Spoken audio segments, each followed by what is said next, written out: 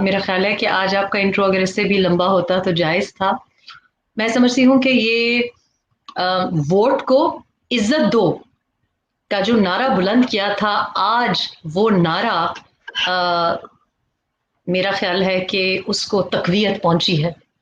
और मैं समझती हूँ कि वोट की इज्जत ही बेहतरीन इंतकाम है। ये आज मैं आपको स्लोगन दे रही हूं कि वोट को इज्जत दो के बाद वोट की इज्जत ही बेहतरीन इंतकाम है। और डस्का में आज वो हमने देखा, जो इलेक्शंस थे उनको कलादम करार दिया गया। मैं समझती हूँ कि ये एक बहुत बड़ी जीत है, सपोर्टर्स की भी, वोटर्स की भी। वो लोग जो कि नवाज शरीफ के बयानिए से जुड़े हुए हैं, जौक तर जौक निकले हैं वोट डालने के लिए। और सैयदा नौशीन, हमारी जो वहां पे दबंग एक बेटी है, बहन है, जिस तरह से उसने जाके अपने वोट को इज्जत दिलवाई, अपने वोटर के वोट को इज्जत दिलवाई, कैंडिडेट की जो प्रेजेंस है उसको इज्जत दिलवाई, और उसने दिखाया। ये लोग समझते हैं कि औरत जो है वो कमजोर है। ये समझते हैं कि पंजाब में हमारी बेटियां या बहनें जो हैं वो कमजोर हैं। ये समझते हैं कि एक निहत्ती लड़की को आप किसी न किसी तरीके से दबाव में ले आएंगे। आप समझते हैं कि हमारी पर्देदार जो बहनें हैं वो इतनी जुर्रत नहीं रखती। आप समझते हैं कि वो इतनी अकल नहीं रखती, इतनी हिम्मत नहीं रखती। आपका ख्याल है कि वो अमली तौर पे जमहूरियत को और वोट को इज्जत दिलाने की इख्तियार नहीं रखती। और वो तमाम चीजें साबित हुई हैं। कलदम क्यों हुआ? क्योंकि वोटर्स खड़े रहे। कलदम क्यों हुआ? कि क्योंकि वहां पे जो कैंडिडेट है सैयदा नौशीन, वो किस तरह से खड़ी हो गई। ये एक मिसाल है। आज पाकिस्तान में सिर्फ मरियम नवाज ही नहीं खड़ी। मरियम नवाज नवाज शरीफ की बेटी होगी, बड़ी बातें लोग मौरूसी सियासत के बारे में करते होंगे, बड़े हमने अलकाबात सुने कि शहजादी है, मेहरानी है, ये है, वो है। आपने देखा कि हमारी बच्ची बच्ची पंजाब में भी अब हमारी जो लड़कियां हैं वो दिखा रही हैं। वजीराबाद, गुजरांवाला, डस्का, ये हमारे कंजर्वेटिव बहुत ही, जिनको समझा जाता है कि जनाब यहाँ पे तो जो जो रवैया रखा जाता है उस, ये मेरा ख्याल है कि ये एक बड़ी खूबसूरत कहानी निकली है कि पंजाब तो जाग रहा है, लेकिन अब बाकी भी जाग जाएं कि हमारी बेटियां, हमारी बहनें हाथ पे हाथ धरे नहीं बैठेंगी अगर आप उनके वोट के ऊपर डाके डालेंगे। और आज जब ये एक बड़ी जीत हुई है, वोट को इज्जत दो के नारे की जीत हुई है, तो क्या 2018 के इलेक्शंस को कलअदम नहीं करार देना चाहिए? आप देखिए कि ये नवाज शरीफ आज प्राइम मिनिस्टर नहीं है, ये मरियम नवाज शरीफ आज कहीं पार्लियामेंट में नहीं है। आप परवेज रशीद को सेनेट के ऐवानों के अंदर घुसने नहीं देते। लेकिन आप मुझे बताएं, आप कहते थे कि मोमेंटम पीडीएम का खत्म हो गया, आप कहते थे पीडीएम फेल हो गई, आप कहते थे नवाज शरीफ की सियासत दफन हो गई, नवाज शरीफ का, मरियम नवाज शरीफ का बयानिया खत्म हो गया, 31 जनवरी को इस्तीफे लेने थे वो खत्म हो गए। आपने कहा मार्च नहीं हुई। आप मुझे बताएं, एक गिलास तोड़े बगैर डस्का में मार्च से पहले मार्चिंग आउट ऑर्डर्स आ गए कि नहीं आ गए?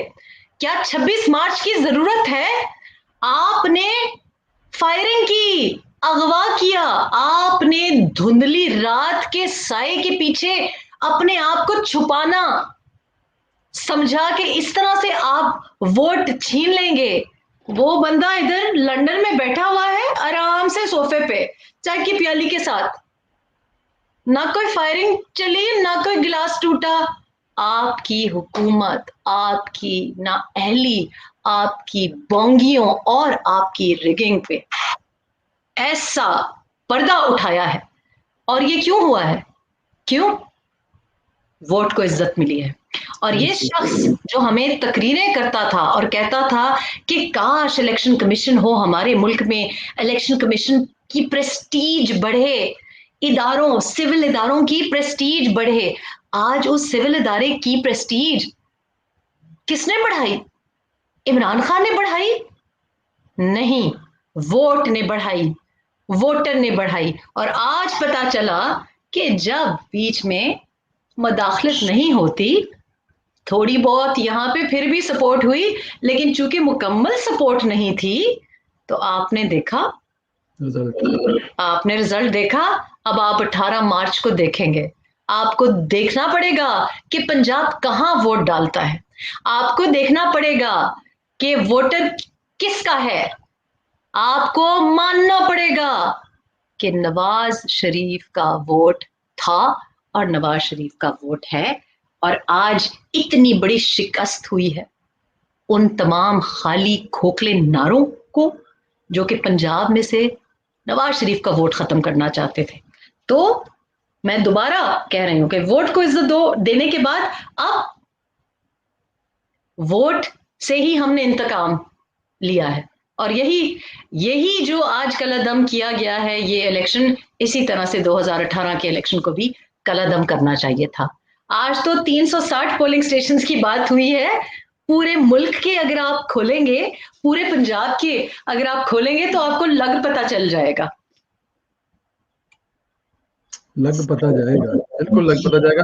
अच्छा, इलेक्शन कमीशन ने कहा है कि शफाफ इलेक्शन नहीं होने दिए गए, वोटर को डराया और धमकाया गया। अब आप जरा ये भी बता दें, ये सब किया किसने है? एग्जैक्टली ये काफी नहीं है कि आप कहीं कलादम हैं। हम नहीं मानते खलाई मखलूक आ गई, महकमा ज़राअत से हम तंग थे, अब महकमा मौसमियात आ गई। हमें नहीं पूछना ये, हमें आप बताएं किए किसने। ये जिनकी सस्पेंशंस की बात कर रहे हैं, वो बेचारे पुलिस अफसर, वो बेचारा जो बंदा गायब हुआ है, जिस बंदे को टेक्स्ट मैसेज आ रहे हैं, उस बेचारे का क्या कसूर है? देखें मैसेज कहां से आया, गायब करने का मैसेज कहां से आया। ये धुंधली रात के जो दुखिया साए है ना, मुझे नाजिया हसन का गाना याद आ गया है, जाने किस पाताल से आए, बताएं ना, जाने किस पाताल से आए, बताएं मास्टरमाइंड कौन था। यस। वो जो चुके गए हैं उन बेचारों का क्या कसूर है? पूछो तो सही, कौन जो जो उठा के लेके गए वो बताएंगे आपको। आप पता करें, बताएं कहाँ गए, किसने रखा, किधर गायब थे, किसका प्लान था, किसने गोलियां चलाई। ये मास्टरमाइंड जो है उनको बेनकाब करना चाहिए, है ना। इलेक्शन कमीशन बेचारा तो इतना ही कर सकता है। और मैं कहती हूँ कि ये इससे बड़ी तब्दीली क्या होगी, इससे बड़ी तब्दीली क्या होगी कि इलेक्शन कमीशन ऑफ पाकिस्तान ने एक फेयर फैसला दिया है। इतनी बड़ी बात नहीं होनी चाहिए, लेकिन हमारे मुल्क में अफसोस के साथ ये बड़ी बात है। ये भी अफसोस का मकाम है कि हमारे लिए कितनी बड़ी बात है। हालांकि सबके आंखों के सामने हुआ है, एक मजाक बनाया हुआ है, इन्होंने भोंडा मजाक किया इलेक्शंस के साथ। लेकिन फिर भी हम मजबूर हैं कि हम कहें क्या इलेक्शन कमीशन पाकिस्तान ने आज कितना जबरदस्त काम किया है। क्योंकि इससे पहले तो जब तक आप तक थे तो ये इंसाफ भी नहीं होता था। हालांकि इलेक्शन कमीशन पाकिस्तान ने इंसाफ किया है। बिल्कुल ठीक, सिर्फ इंसाफ किया, लेकिन बहुत बड़ी बात है। अच्छा, इलेक्शन कमीशन के फैसले से लगता है कि नवाज शरीफ साहब का जो नारा था वोट को इज्जत दो, इसमें ऐड किया मरियम नवाज ने कि वोट की हिफाजत करो। आप क्या समझती हैं, किस हद तक बाप और बेटी दोनों के नारे मिलकर जो एक स्लोगन बना है, उसके पर क्या कहेंगे? कितने फीसद आप सेटिस्फाई हैं, कितना मजीद और देखिए, करना है? आपको याद है कि हमने डस्का से पहले शो किया जी और आप उसी वक्त फ्रेश फ्लाइट से उतरे थे, फिर भी जी आपने कहा शो करना है। और मैंने कहा जी हाँ हाँ आज शो करना है। क्यों? जी क्योंकि मैंने आपको यही मिसाल दी थी कि जब 2018 में जो एक दो लोग जीते हैं, तो मैंने उनको फोन करके कहा कि भाई भाई बता दो तुम कैसे जीते हो। उन्होंने कहा जी हमने पहरा दिया। तो मैंने उस दिन भी आपको कहा कि इस बिल्कुल बार ऐसे। वोट को इज्जत दो नहीं, आपको पहरा देना पड़ेगा। तभी तो मैं कह रही हूं, अगर वहां पे कैंडिडेट ही सईदा नौशीन ना देती पहरा, उनके साथ उनके सपोर्टर्स ना खड़े होते, एक एक लड़की जो क्यू में खड़ी रही है, पुलिस वालों को उन्होंने अपनी रेजिस्टेंस दिखाई है। देखिए बात सिर्फ लीडर से नहीं होती, एक तरफ नवाज शरीफ बोलता रहे, मरियम नवाज बोलती रहे, पीछे सपोर्टर्स ना करें। ये एक इनफिरादी जब कोई आवाज उठाता है लीडर, तो उसको आपका उसमें अमल दखल शामिल होता है। वोट को इज्जत देने में और वोट को पहरा देने में आपका अमल शामिल है। तो इसमें हर लेवल पे नवाज शरीफ ने कहा, मरीम नवाज शरीफ ने कहा, हम जैसे लोगों ने कहा भाई जागते रहना जागते रहना, और उधर कैंडिडेट ने किस तरीके से मुकाबला किया आपने देखा। पुलिस वालों ने, शर्म आनी चाहिए, शर्म आनी चाहिए उन लोगों को कि एक बेकार की 2 टके की नौकरी के लिए आप एक इज्जतदार खातून की, अपनी बहन की चादर खींचते हैं। मैंने जिस दिन ये बयान पढ़ा, आप यकीन करें मुझे इतना गुस्सा आया। मैं नहीं जानती कौन है ये सईदा नौशीन साहिबा, मैं कभी नहीं मिली, मेरी उनसे कभी बातचीत नहीं हुई, लेकिन इतनी तो शर्म हया अपनी एक छोटी सी नौकरी के लिए कि उनकी, आप एक बापर्दा खातून की आपने चादर खींची है। लेकिन क्या वो घबराई? नहीं घबराई, पहरा दिया। गई है वो, जिस तरीके से उसने आंखों में आंखें डाल के बात की है, वो तो हमारा, मैं तो कहती हूँ एक जो उनकी, मैं तो इतनी इम्प्रेस थी कि क्या दबंग खातून है वो।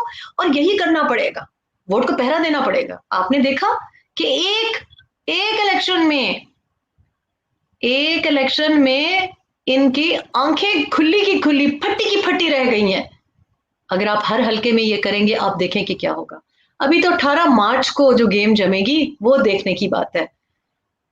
और इतने ये अहमक लोग हैं, इतने ये अहमक लोग हैं कि भाई डस्का तो मुझ जैसा बंदा जो कि इतनी दूर रहता है, हम सब जानते हैं डस्का में तो आप जीत ही नहीं सकते थे। आपने सुना मोहम्मद जुबैर ने क्या कहा, बेचारा वो उस्मान डार बच्चे को, कि इसको क्या फर्क पड़ता है, इन बेचारों का तो कसूर ही नहीं है, इनको तो पता है कि डस्का की सीट किसकी है।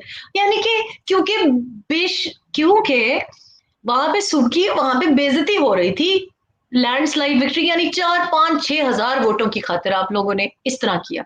लेकिन मैं तो कहती हूँ थैंक यू, मैं तो कहती हूँ थैंक यू पीटीआई गवर्नमेंट, शुक्रिया, बहुत थोड़ा, बहुत शुक्रिया कि खुद ही अपने नकाब आप उठाते हैं। हम इस बात के मशकूर हैं। मैं तो समझती हूँ कि हम इनको शुक्रिया अदा करना चाहिए। नहीं, मेरा इसमें ख्याल तो है दस्तक की जो सबसे अच्छी मिठाई है वो भेजें प्लीज।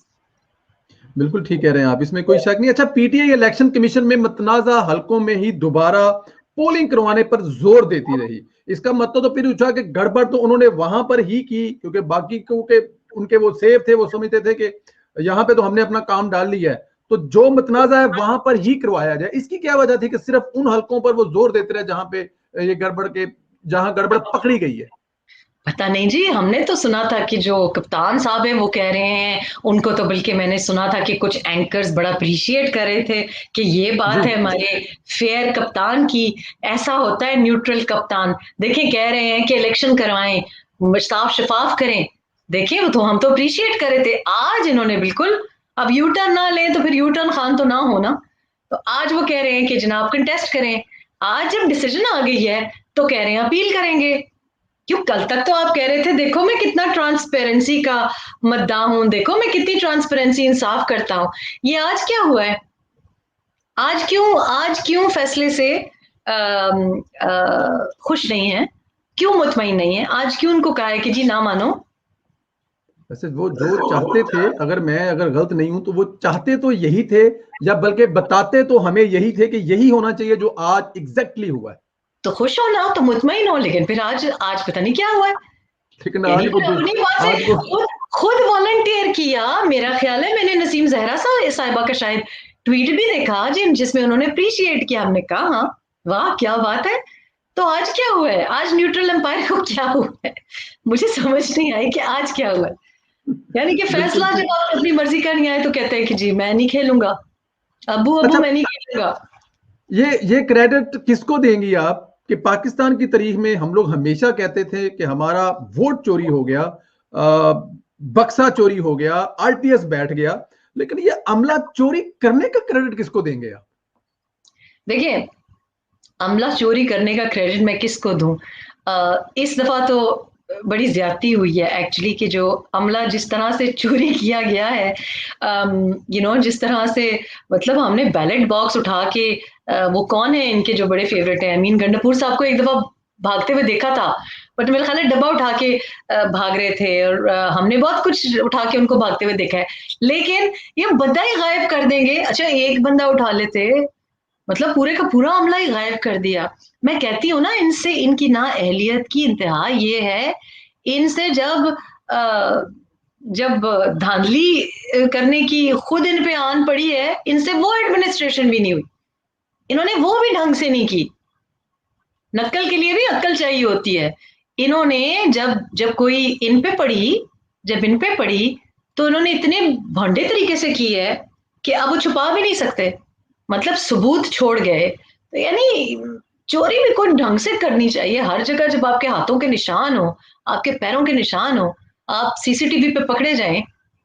और मैं आपको बताऊं एक और बात, ये जो आज हमने वोट का जो हमने तकद्दस बहाल होते हुए देखा है, जो मैं दोबारा दोहराऊंगी कि democracy is the best revenge, ये बीबी भी कहती होती थी। और आज जो हुआ है वो वोट के जरिए जो हमने इंतकाम मिला है, ये बहुत बेहतर है। हम नहीं चाहते कि शीशे टूटे, पहिया जाम हो, शटर स्ट्राइक हो, मुल्क में कोई फसाद हो। जमहूरियत और जमहूरियत से जीतना ही सबसे सबसे बड़ा इंतकाम है। वोट को आज इज्जत भी मिली, वोटर को आज इज्जत मिली, कैंडिडेट को आज इज्जत मिली, लीडर को आज इज्जत मिली, सबका तकद्दस बहाल हुआ और सिविल इदारे का तकद्दस बहाल हुआ। वही प्रेस्टीज जिसको हम तरसते थे वो आज हमने देखी। लेकिन 18 मार्च को अब आपने क्या करना है? 18 मार्च को आपने क्या करना है? फिर वो हम कहते हैं ना कि सही तरह से मेरी वालदा कहती थी, मैं बार बार दोहराती हूँ कि बुरे को बुरे के घर तक पहुंचा के आना है। आपने क्या करना है? 360 पोलिंग स्टेशन है। आज मेरी बात हुई अमजद मलिक साहब से, हमारे बैरिस्टर है यहाँ पे, हमारी ओवरसीज के लिए उन्होंने बहुत काम किया है और चूंकि वो कानूनदान है, आज मेरी उनसे बात हुई तो ये उन्होंने मुझे इंस्पिरेशन दी, ये उन्होंने मुझे आइडिया दिया। तो बात मुझे उनकी बड़ी पसंद आई क्योंकि हैं कानूनदान, कानूनी बात करेंगे, कॉन्स्टिट्यूशनल बात करेंगे। उन्होंने कहा जी आप कह रही हैं वोट को पहरा दो, मैं कहता हूं 360 पोलिंग स्टेशन को पहरा दे। तो अब डस्का के शेरों, डस्का की बहनों, आपने 360 पोलिंग स्टेशंस पे एक बंदा बाहर सोशल मीडिया पर खड़ा हो, वीडियो कैमरा लेके, एक से बल्कि ज्यादा, आजकल तो हर कोई कैमरे पे फिल्में बनाता है। आपने एक एक पोलिंग स्टेशन के बाहर क्या हो रहा है हमें वीडियोस बना के भेजनी है। पोलिंग स्टेशन के अंदर आज हमारी अभी पंजाब से सेनेट अनअपोज्ड सारे इलेक्ट हो गए हैं, और जो हमारे बैरिस्टर साहब हैं जो शहबाज शरीफ साहब के काउंसिल भी रहे हैं, तारड़ साहब, इस किस्म के लोग, एक कानूनदान, एक लीगल शख्स अंदर पोलिंग स्टेशन के बैठा, वो देखें कि जी कानून से इधर उधर तो कुछ नहीं होता, ऐसा बंदा अंदर बैठा हो। और कोई फॉर्मर ब्यूरोक्रेट भी हो सकता है, मतलब एक एक वोट क्या किया है। सईदा नौशीन ने क्या कहा है? उन्होंने कहा मेरा एक एक वोट काउंट करो, तुम, मैं इधर सर पे खड़ी हूं, तुम काउंट करो। ये किया उन्होंने, कहा मेरे एक एक वोटर को अंदर छोड़ो, मैं देखती हूँ कैसे नहीं खोलते। ये आपको 360 पोलिंग स्टेशन पे जब आप करेंगे ना, 18 मार्च को जब आप करेंगे ना, आपको किसी मार्च की जरूरत नहीं, आपको कोई 26 मार्च की जरूरत नहीं। वो मार्च से पहले ही मार्च हो गई है। 3 मार्च का हम इंतजार कर रहे थे, आपने डस्का में क्या किया है? मैं आपको कह रही हूँ ये मार्च हो गई है, तो कोई लॉन्ग मार्च की जरूरत नहीं। ये यही इतनी मार्च है। लॉन्ग मार्च हो गई है, ये एक हिस्टोरिकल तारीखी मार्च हो गई है जो आज फैसला आया है। अब आपने 18 मार्च को ये करना है 360 पोलिंग स्टेशन पे, एक एक पोलिंग स्टेशन पे, सोशल मीडिया बाहर, एक कानूनदान अंदर, देखते हैं एक एक वोट। आपको 6,000 पे तकलीफ थी, अब आप देखेंगे कि क्या मार्जिन आता है। बिल्कुल ठीक है। अच्छा, इसमें मेरे सवाल तो अभी 2-3 और हैं, लेकिन इसमें जरा, क्योंकि हमारे देखने वाले बहुत ज्यादा तादाद में देख रहे हैं, एक सवाल मेरे ज़हन में आ रहा है, जरा थोड़ा सा मासूमाना सा सवाल है, काफी मासूमाना सा है, और आपकी इजाजत से अगर वो गुस्ताही हो तो उस पर माफी। आज तुसा ने भापे दी शिबली फराज और फिर गर्म हुई गया ने, पता लगा ना? लेकिन मैंने आज फिर उसको, चूंकि मैं हमेशा से कहती रही हूँ कि भाई साहब भाई साहब भाई साहब, लेकिन एक हद होती है। देखें, मैं तो उन असूली लोगों में से हूं कि मेरा भाई भी गलत बात करेगा, मेरा बेटा भी गलत बात करेगा, मेरी तो जिंदगी आप लोगों के सामने है। नहीं किया ना मैंने गुजारा गलत आदमी के साथ, नहीं कर सकती थी। बहुत लोग मुझे कहते हैं हाय तुम ये कर लेती, तुम वो कर लेती। मैंने कहा नहीं, मैं नहीं कर सकती थी। मैंने कहा मेरा गुजारा ही नहीं, मेरा ऐसे लोगों के साथ गुजारा है ही नहीं, ना मैं करना चाहती हूँ। आज मेरे, मैं कहती हूँ ये वही वाली बात है कि 2 टके की नौकरी के लिए, मतलब मैंने भी बार बार कहा, मेरे जाहिर है